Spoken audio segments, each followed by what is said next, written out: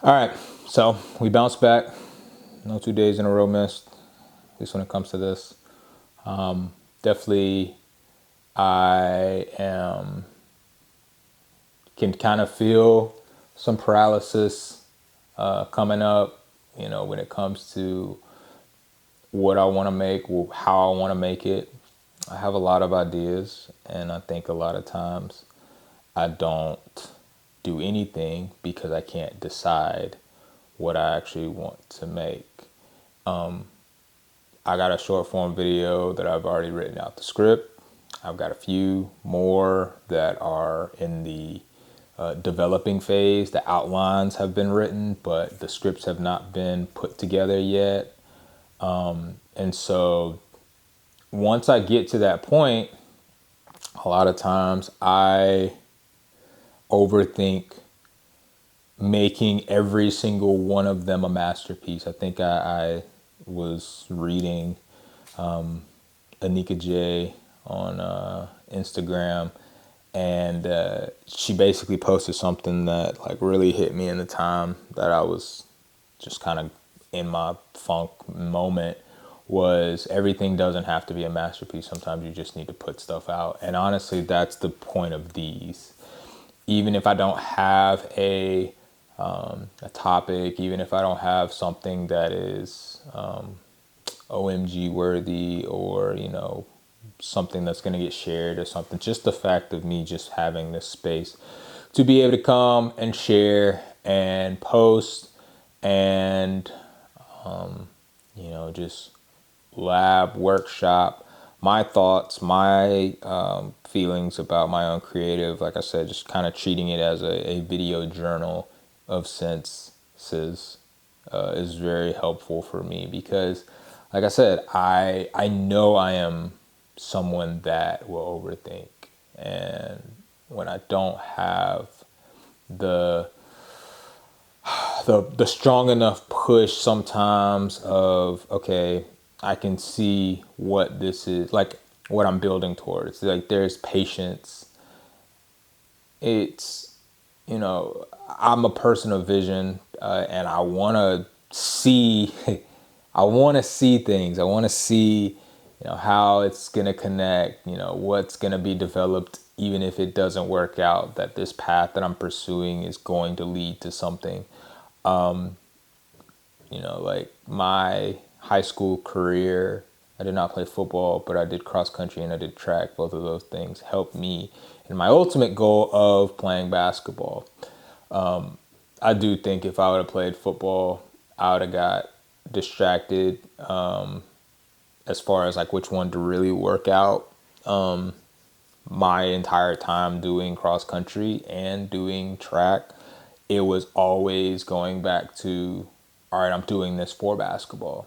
Like I knew basketball was the main, that's the cash cow, if you will, that I am devoting my energy and effort into. Even though I'm doing these other things, I am doing them because the long term goal is to get a basketball scholarship. And it worked. I think truly if I would have played football and experienced even a little bit of success, I'd have been caught between a rock and a hard place for sure because I loved basketball. So much so I cried after my last high school basketball game. I did not cry after my last college basketball game. I think I mentioned it. Like after my freshman year of college, like I wanted to quit. I was done. I was burnt out. I was tired because in college it's just a job and you got to really be built for that. And I was not. I'm just gonna be honest. I was not. I am not built for that. And I realized like, yeah, I'm gonna fulfill a really good role in the job that I had, but I also understood that while an opportunity could come available for me to play overseas, if I already thought playing in college was a job, wait till people are actually devoting money towards it. And so even going and playing with the Harlem Globetrotters, I'm thinking, okay, well, this is a little bit more fun. Yes, it is basketball, but it's not like all basketball intensive or whatever. And honestly, like, you just quickly learn even when you're out there. Like, a job is a job. And you gotta be prepared. You gotta be ready for it. And so when you are stacking and compounding these different deposits, these different skills, I don't know, I'm still kind of torn between my skills as a video editor. I know that I don't want to edit for other people. I do know that. Like, I would prefer that not be my job. I'm just going to, again, I think if I was speaking, traveling and speaking, or if I was, creating content where, and I like to say, like, if I'm the person in front, if I'm the person creating for these brands and I'm working with these brands, but I think even in those instances, then it becomes the expectation of having to deliver based on their expectations and how it, what the result is. Does it lead to, a carryover effect?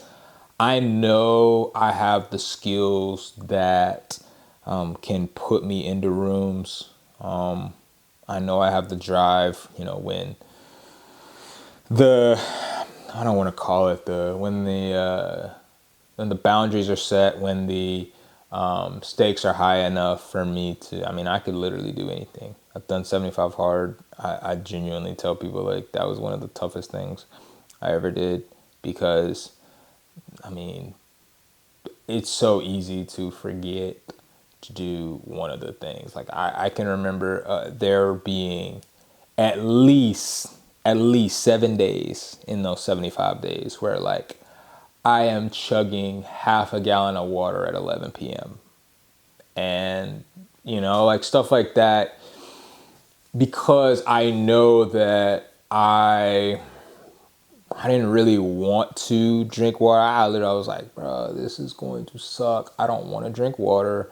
I don't want to have to do my workout outside at 11:30 p.m. because I forgot, or I let the day get away from me or whatever.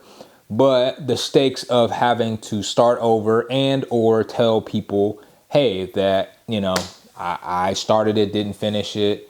I do have a little bit of pride about me. You know what I'm saying? I do want to see things through to completion.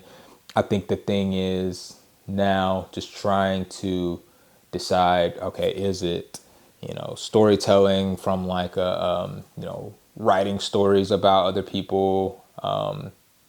Is it just telling my own story?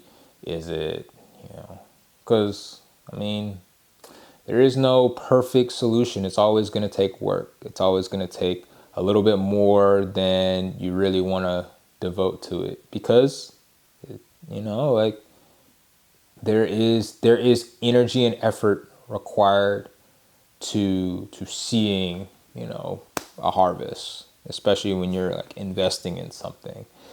And so this is something that I've just kind of got to get over that hump. And so, like, even me, bouncing back after missing yesterday, I'm not trying to, I know this form of content is not going to be the thing that ultimately gets me an audience, but I do know the name of this game is connections. I know that before I can make outside connections, I've got to be able to have solid internal connections, and being able to have that is being able to speak the truth openly, out loud, and it has to happen to myself first, but accountability is helpful whenever I know that I'm going to have to record it and share it with the world too. So yeah, just honestly thankful to be able to be back, and still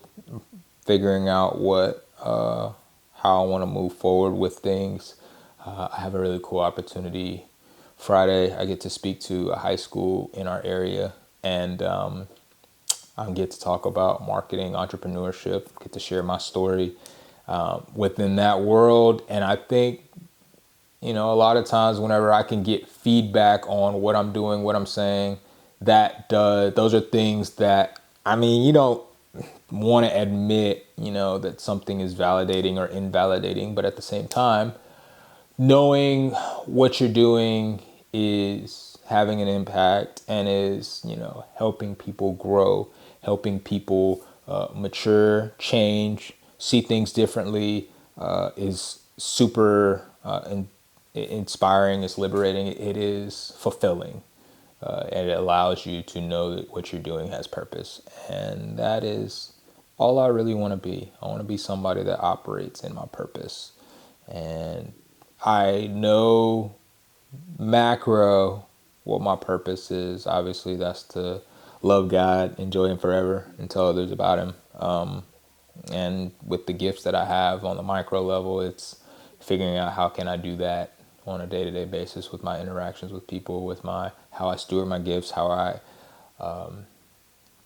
love, serve, and care genuinely. And so the opportunities that come available doesn't necessarily mean that I have to take every single one of them, but I also do know that I'm in a season now where I need to start putting myself out there, which is hard because I am in a free agency of sorts, and there is great freedom with that, but also there is great uncertainty with that. And so, again, love that I'm able to document, kind of this journey and journal along the way. So, till next time, peace.